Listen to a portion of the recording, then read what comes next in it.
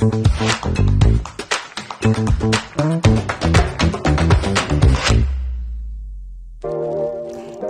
is now offering their products to a lot of different grocery stores out there in Southern California. One of my favorite places to shop is at the grocery outlet, and I was really surprised to find some of the Jayone products here. When you walk down the Asian aisle, you're going to find things like this japchae noodle, which I was really surprised to find. And another thing that surprised me was that this japchae noodle was actually cheaper here at the grocery outlet compared to the Korean grocery stores. This whole bag was only $2.49. And with this inflation, I cannot believe how cheap things are here at the grocery outlet.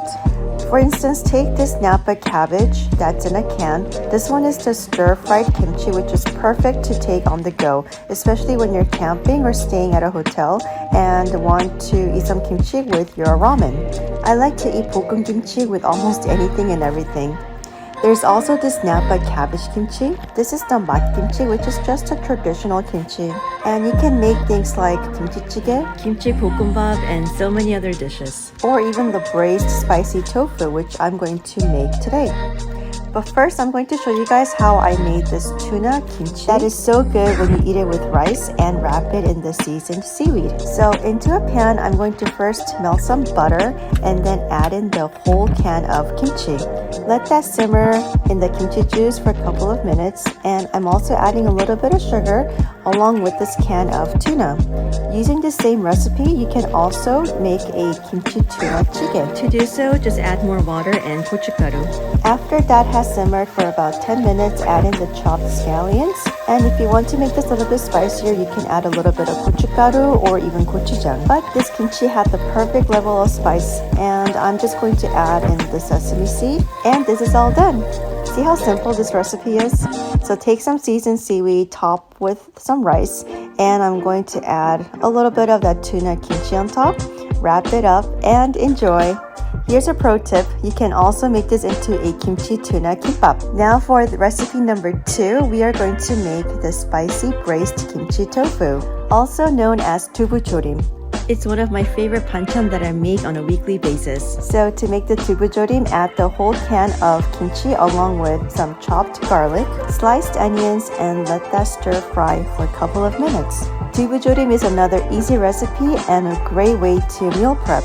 Depending on your spice level, you can add as little or more gochujang as you would like.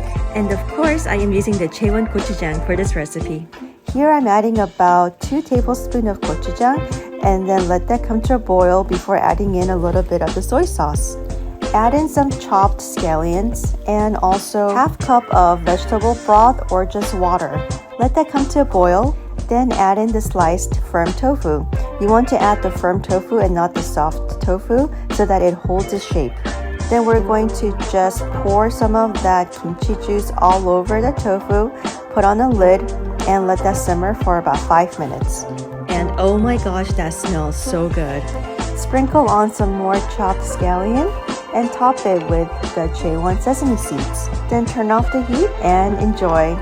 This tubujorim is perfect as a banchan to eat with soup and rice, and also great to pack for lunch the next day. Next time you are at the grocery outlet, don't forget to look for this Napa cabbage kimchi or the stir-fried kimchi. Subscribe to this YouTube channel and stay tuned for my next recipe. I will be showing you guys how to make the japchae. Happy cooking and enjoy!